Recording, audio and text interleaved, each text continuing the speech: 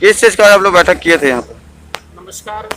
हम लोग save Indian family Jharkhand के बैनर के तहत हम लोग यहाँ पे आज एक मीटिंग कर रहे हैं।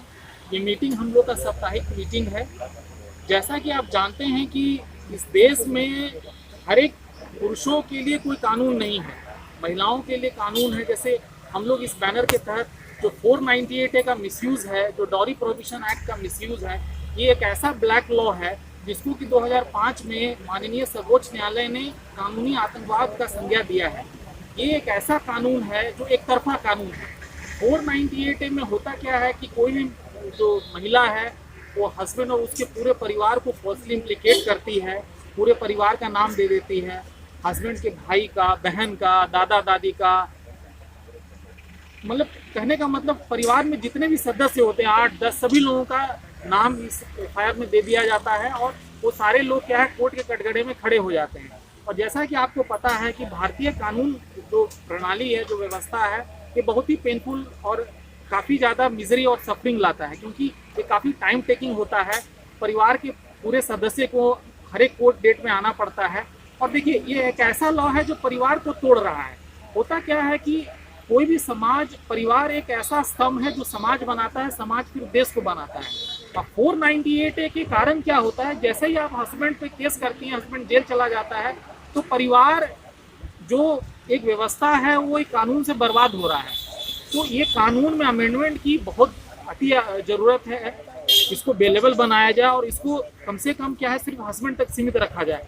और चूंकि ये जेंडर बायस लॉ है, जैसे कि आप जानते हैं कि संविधान में पुरुष और महिलाओं को बराबर का अधिकार दिया हुआ है, तो हम ये भी डिमांड करते हैं जिस तरह से इस देश में विमेंस कमीशन है तो मेंस कमीशन भी बनाया जाए और साथ ही पुरुषों के अधिकारों का भी रक्षा किया जाए।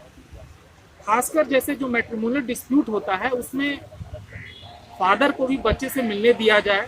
पिता भी एक ऐसा पहलू है परिवार का जो बच्चे के परवरिश में इक्वल भागीदार होता है और बिना पिता के प्यार का बच्चा का एक बैलेंस ग्रोथ हो नहीं सकता है। तो ये जो ब्लैक लॉ है, जो मेंटेनेंस लॉ है, जो एक तरफा कानून है, इस कानून के विरोध में हम लोग काफ़ी समय से, पिछले 10-15 सालों से हम लोग पत्नी उस पर केस किए हुए हैं और पत्नी ही उसी पैसे से उसको जेल भेजाने का प्रयास कर रही है। तो हम लोग एफआईआर झारखंड के बैनर के तहत ये ऑल इंडिया NGO है, ये पूरे देश का मुहिम है और हम लोग ये हमेशा भारत सरकार और न्यायपालिका से जो न्याय व्यवस्था है उससे हमेशा ये अनुरोध करते हैं कि 498A का मिसयूज को रोका जाए और 498A के तर्ज पे 498B भी बनाया जाए। अगर कोई पुरुष महिलाओं से प्रताड़ित होता है तो पुरुषों की रक्षा के लिए भी कानून हो और ये बेलेबल हो और इसका मिसयूज तुरंत रोका जाए। और जो सरकार है, जैसे हिंदू मैरिज एक्ट है, उसमें भी अमेंडमेंट की जरूरत है। जैसे इरेट्रेबल ब्रेकडाउन ऑफ मैरिज जो है 2005 में राज्यसभा में पास किया गया था, बट किसी कारणवश वो बिल लैप्स हो गया।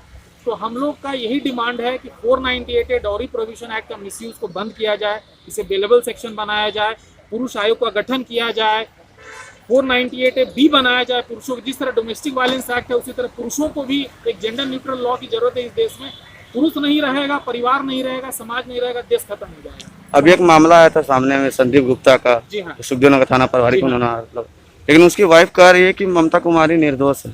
देखिए, ये पूरा जो केस है इसमें हुआ क्या है कि ये संदीप गुप्ता अपने पुत्र के साथ थाना गए।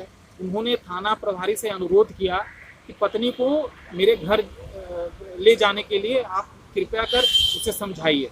थाना प्रभारी क्या आग बबूला हो गई, क्योंकि क्या है कि ये पूरे समाज में है, सभी लोग कहते हैं महिला बोल रही है उसे सच मान लिया जाता है, पुरुष को हमेशा झूठा माना जाता है। तो उसी आवेश में आके एक तरफा कार्रवाई करते हुए संदीप गुप्ता और उनके पुत्र को बर्बरतापूर्वक मारा गया, पीटा गया। और आज के डेट में क्या है, चूंकि कोई मेंस कमीशन नहीं है, इसलिए पुरुष की आवाज़, पुरुष का दर्द जो है कोई सुनने वाला नहीं है। महिला का दर्द सुनने वाला विमेंस कमीशन है, थाना है, सब कुछ है, लेकिन पुरुषों का कोई सुनने वाला नहीं है। लेकिन जो वो बच्चा है उसकी नानी और मम्मी कह रही है कि बच्चा को 2-4 बार सिखा देने का और बच्चा बोलने लगता है वही चीज़। देखिए, बच्चा तो इनोसेंट होता है। बच्चा क्या है कि इनोसेंट है। बच्चा को तो जो एक ऐसा बेचारा है जो इस हस्बैंड वाइफ की लड़ाई झगड़े में उसका जीवन बर्बाद हो रहा है, उसका भविष्य बर्बाद हो रहा है। बच्चा इनोसेंट है और हम तो ये रिक्वेस्ट करेंगे कि उस महिला से भी कि बच्चे को एक वेपन की तरह यूज ना किया जाए उनके फादर के अगेंस्ट में। अपना परिचय बता दीजिएगा। मेरा प्रहलाद प्रसाद नाम है और इस एनजीओ के हम मेंबर हैं, आजीवन मेंबर हैं हम, और हमेशा हम इस जीवन भर और इस देश में जेंडर न्यूट्रल लॉ के लिए 498 और डॉरी प्रोहिबिशन एक्ट के मिसयूज के लिए हमेशा लड़ाई लड़ते रहेंगे जब तक कि इस कानून में बदलाव नहीं लाया जाता है।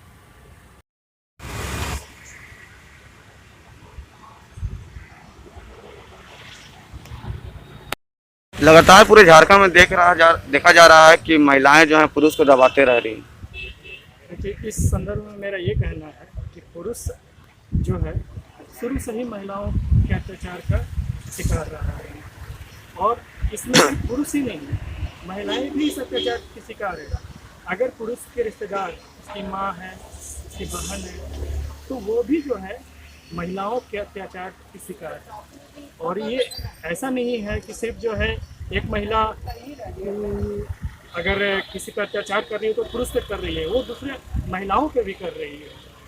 और हमारी जो संस्था है, हमारा जो एसआईएफ झारखंड है, ऐसे ही पुरुषों और ऐसे ही महिलाओं के लिए खड़ा है और लड़ रहा है जो इस तरह के गलत कानून और झूठे मुकदमों को झेल रहे हैं। और हमारा जो संस्था है, हमारी संस्था जो है, ये इसको बिना पैसे लिए कानूनी सलाह, कानूनी मदद और भी तरह की मदद जो है हम लोगों को दे रहे हैं, और लोगों से अपील करते हैं कि वो डरे नहीं, छिपाए नहीं अपने बात को, अपने घरेलू मैटर को, हम लोगों के पास आएँ। हम लोग उनको पूरी तरह से निस्वार्थ भाव से और बिना किसी लेन देन के हम उनकी सहायता करेंगे हर तरह से, जहाँ तक संभव हो सके। तो मैं पूरा परिचय बता दीजिए। मेरा नाम रंजीत कुमार सिंह हुआ, मैं इस संस्था का मेंबर हूँ।